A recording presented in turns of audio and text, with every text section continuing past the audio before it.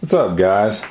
Back today working on the MAME cabinet. It's been like, it's probably been a couple of months since I've actively really done anything to the MAME cabinet. Just yesterday or the day before, I took the MAME cabinet outside and just kind of blew some dust out of it. Cleaned the monitor up, which has been just being stored a little bit recently in the living room. And as you can see, the front panel there is not attached at the moment. It's just leaning against there because I've been just doing a few things, cleaning the cabinet and stuff, just getting ready to start working on it again, because you leave it sitting around, it just gets a little dusty, and I like working with it fresh and clean. Today we're probably going to do more work here on the control panel than anything, because this thing I'm just really behind on. I've got a lot of major steps done, but the hinge is not attached. I still have over here is the control panel, and the last clips you see was probably me getting the trackball attached. Well, it's going to have to be taken loose temporarily just to do some painting. I want to paint the top of the control panel here, and I've got some good white, I think Krylon spray paint, and usually I go with something brushed on, but that day what I found cheapest was the Krylon spray paint in a white, and I think it's a semi-gloss or something I've got in the next room, and I just want to paint the top of it so that the new artwork that I showed you in one of the recent clips is going to adhere better. I just don't think that this sanded plywood, it's got kind of it's sanded, but it's actually still got a rough texture to it. It's like it was sanded with a coarse sandpaper just to get some of the splinters off. And it's not what I'm not going to go with that in the future. If I try to do one of these MAME cabinets or anything again, I'm going to go with something more like a furniture grade plywood, even though that's more expensive. Or I may actually try to do some of the MDF, because it is just so easy to work with that MDF. It cuts like butter. It keeps its shape. There's no warping. I just really wanted this to be a strong cabinet. I wanted to use some, real plywood with it. And, just picking this pre-sanded stuff, I thought it'd be good, but it actually has kind of a rough texture, and it splinters a lot. But to make the artwork adhere, I want to paint the top of this, and I'm just going to paint it white, because I've heard anytime you put stickers on something, if it has a dark color like a black underneath, the colors, they're not as rich and vibrant, they're not as bright. If the artwork is not really thick and the ink's not really, heavy, then a dark color behind it is going to kind of kill the pop of the artwork. But if you put white behind it, it'll probably brighten it up. So we're going to go with white on top, and we'll apply the artwork eventually. But today I need to get the trackball disconnected, and I'll probably leave the little inserts that hold the bolts that hold the trackball in place. I'll probably leave them on, because we're not going to be painting this side anyway where the inserts are. We're just going to paint the other side. We'll get it painted and let it dry, and we're going to try to modify a few things on the control panel box here. I may have to make a little bit of a notch right here. We'll come down just a few inches, make a little bit of a notch all the way down. It'll be the same on the other side. It'll follow along, and that's for the hinge to recess in. It might need to be about a 1/4 inch or so, just so that the hinge, where the actual hinge mechanism part is, has kind of a recess. If you don't do that and you just mount it straight to the lip of this box, it's going to jack the control panel up on this side right here. It'll be jacked up about a 1/4 inch, and it'll meet nice and flush up here. But if you're looking at it from the side, you'll see a little bit of light showing through. There'll be a little bit of a spacing there, and we don't want that. And I was originally going to install another piece of 3/4 inch plywood, or 23/32 or whatever this plywood is I ended up buying. It's almost a 3/4 inch. I was going to install a piece right here to thicken up the front of the box, because the hinge that I got, the 90-degree turn that it makes when it goes around this, it actually extends the hinge on past here about a 1/2 inch or 3/4 of an inch or so. And it was just the particular hinge that I ended up buying, but I've got a really good price on it. It's a real heavy duty hinge. And I did find one later from the same seller that I would have had to do that with, but he didn't have it for sale at the time I bought that hinge months ago. So I don't want to go ahead and rebuy it, because I paid like 20 something bucks for that hinge. Going to use what I've got. And I originally wanted to put a piece of blocking in here, and I wanted to make it go all the way across to the bottom down there, just to push the inside of that hinge in a little bit, so that once it made its 90-degree turn, the edge of the hinge would end up right here at the facing of the control panel box. But I'm not going to be able to do that, because I forgot to plan ahead for it. What I did is I installed the trackball on the control panel, and the control panel top here, and what happens is I needed a certain amount of clearance, and it looks at first glance right there, you would think, oh, well, you have plenty of clearance, you know, plenty of clearance to just go ahead and put that piece of wood, because I mean, look, I've got like 2 inches there. But if you look on the other side and you see my penciling, that kind of gives you a see-through look at where that box is going to line up. We're going to have close to 1 inch of overhang there. I think it's 3/4 of an inch to 1 inch, and that's where the wood is going to line up underneath, and that's where the recess for the hinge, the little bit of the mechanism that bolts into the wood, I just needed to leave a 1/4 inch recess there just so it would have room to operate. And if you look at this and just kind of follow it around and look at where the trackball is mounted, you'll see that we're coming real close to the trackball. And I think there's only going to be about a 1/2 inch or maybe slightly less of clearance between the inside of the control panel box and the actual housing of the trackball. And there's not enough room to put a 3/4 inch piece of plywood in between there to kind of buck it up for the hinge. There's enough room for the hinge to clear, but little else. That's about it. So I mean, I was trying to mount the trackball in a usable position, get it kind of down a little bit lower so you'd have plenty of room to thrust your hand forward when you're playing like any kind of golf simulations or anything, if I ever play them in this cab. And I forgot to leave just a little extra spacing to put that blocking in for the control panel box. And I can't think of too many other ways to do it, because ultimately it's going to lead to the hinge being up, you know, so far that it's going to actually be, you know, going past the plane of the housing for the trackball. So what I'm going to end up having to do is just forego that, not put that piece of plywood in to beef this up, and I'm just going to have to mount the hinge straight to the lip of the control panel box, and it's just going to let the hinge extend maybe a 1/2 inch or so up to 3/4 of an inch out. So the hinge itself will come up over the lip here, extend out, and instead of stopping right there, it's going to go past a little bit. And it's okay, because the control panel top is going to extend even farther. It extends like maybe 1 inch or so, and I don't think that hinge will extend past 3/4 of an inch. But from the side, you will see that the hinge slightly goes past the edge of the control panel box.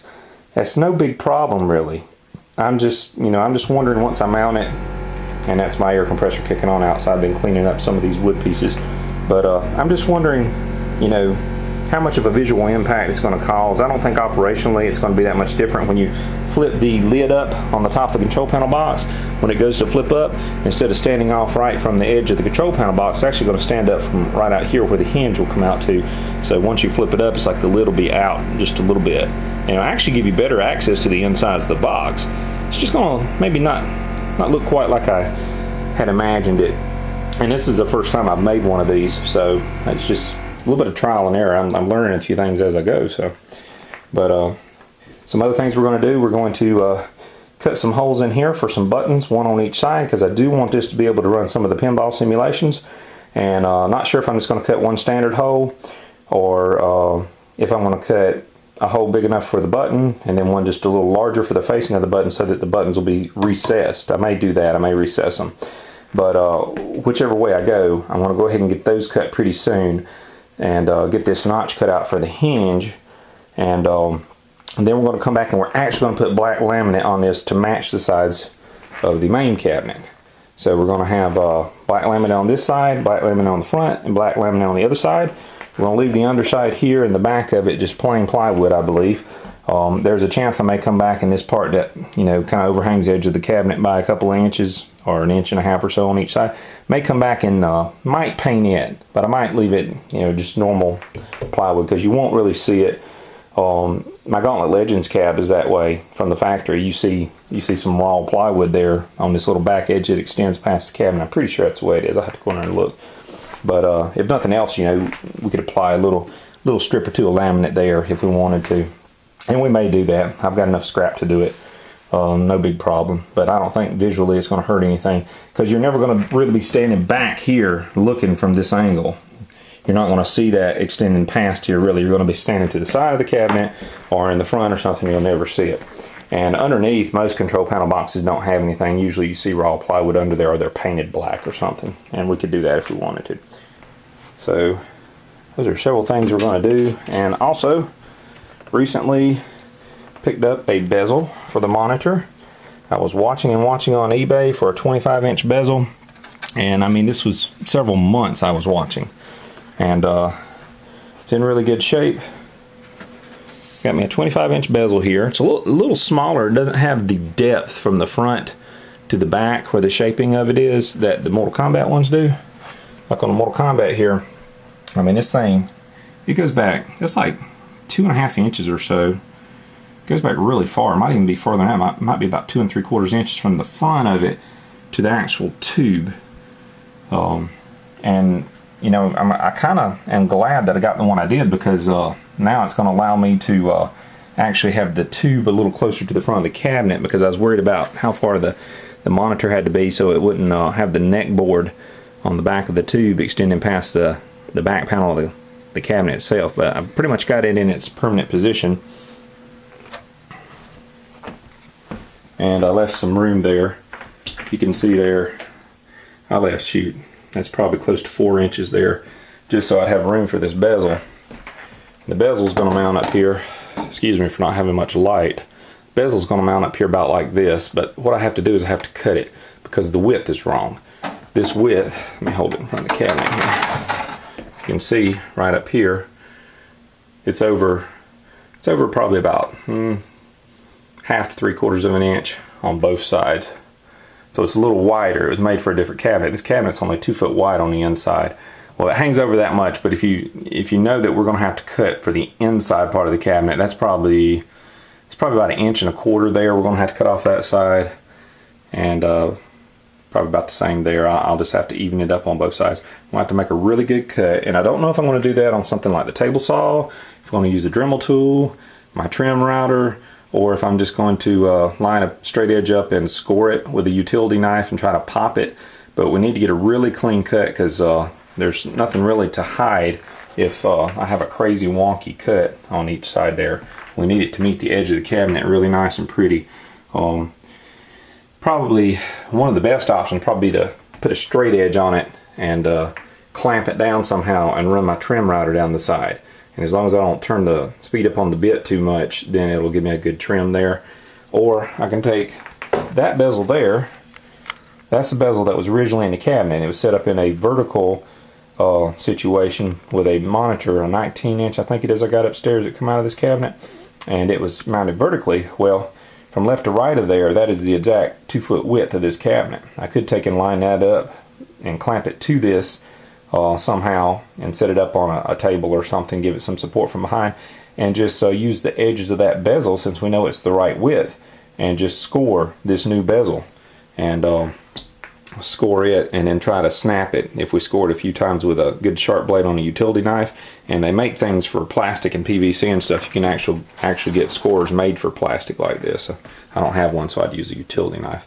But it's in really good shape. It was a little dusty and dirty when I got this bezel. It looks like brand new now. I just cleaned it with some glass cleaner, just some Windex. And don't always like doing that, because sometimes it'll make black kind of dingy looking, but it done excellent with this. No problems at all. But I don't know what kind of cabinet this came out of, but the guy put it up on sale with free shipping for $39. And that was the cheapest 25-inch bezel I came across. I mean, there was people selling them, and almost all of them were used. You could get them from Twisted Quarter brand new, and it seems like Twisted Quarter brand new. They did run a sale on some that they had cracks in the corners for like 25 bucks or something for a while, and they sold out of them, but you still had to pay shipping. So even with shipping, seems like it was, with shipping, you were still going to pay 40-something bucks for one that had some little cracks in the corners or something. Might have been closer to 50 bucks. And then their brand new ones were, I think they were 40-something bucks plus shipping, so it would end up being about 60 bucks or something.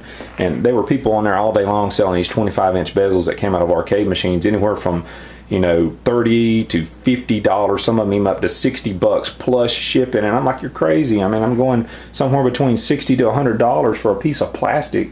And I'd actually got to the point that I was going to get some crown molding from the store and try to cut pieces of it on angles with my miter saw and try to create my own bezel out of crown molding and paint it black, because I thought I could do that. And it would make it'd be real easy to make this, kind of shape, simulate it with crown molding, but then to fit the curve of the front of the monitor, you would have to, cut it properly for the inside dimensions of the cabinet, line it up in front of the tube, and then you would have to get you get you a device to do, sitting here I'm having a brain fart. Oh, it's what they call scribing. You'd have to take a compass, like what you use to draw circles with, and you put a pencil in it, and you set it up to a width that just barely meets between the curved surface of the monitor and the bezel that you created out of wood or whatever you would create it out of. And you would take and scribe you a line across there and let the pencil write on your material and let the pointed end of the compass write against the curve of the monitor, and it would make you a line across there that you could follow with a jigsaw or something, or a Dremel tool, and cut out that shape. And in my mind it sounded good, but I know that there was not much room for error for that, and even though it might turn out okay, I doubt it would end up perfect. And these right here, they're going to fit most curves on the front of a CRT, you know, if it's the right size, and this is for a 25 inch. And haven't really got to line it up on this tube because I'd set this tube in the cabinet, and I didn't even set this against the tube to see if it fits, but I think it's going to fit pretty good. I don't think there's going to be much trouble with it, because most 25 inch CRTs, I think the curve on the front is, you know, from the years that these tubes were made, I think they're very similar. If there was any kind of an issue with a little gap or anything, I think it's going to be minor. So, but anyway. Don't know if I'll get as far as getting the artwork on the control panel today. I doubt it, because I want that white paint to set up and dry real good on top before I apply it. And once we apply that artwork, we're also going to do some trimming to it, because I had it printed slightly oversized. And we're real close to ordering the artwork for the side of the cabinet, both sides, and for the marquee, and possibly for the front, the kick panel. I might put some artwork on there. I hadn't decided what I want to do yet. I'm leaving it white right now, because if I do put artwork on it, unlike the sides, this is going to be a light color in the front, and it will help the colors pop a little more. On the sides, hopefully it'll just be thick enough vinyl and good enough artwork that it'll show through that black behind it. There's just no way to get around that. But I'm going to get to work now, and maybe show you some results here pretty soon.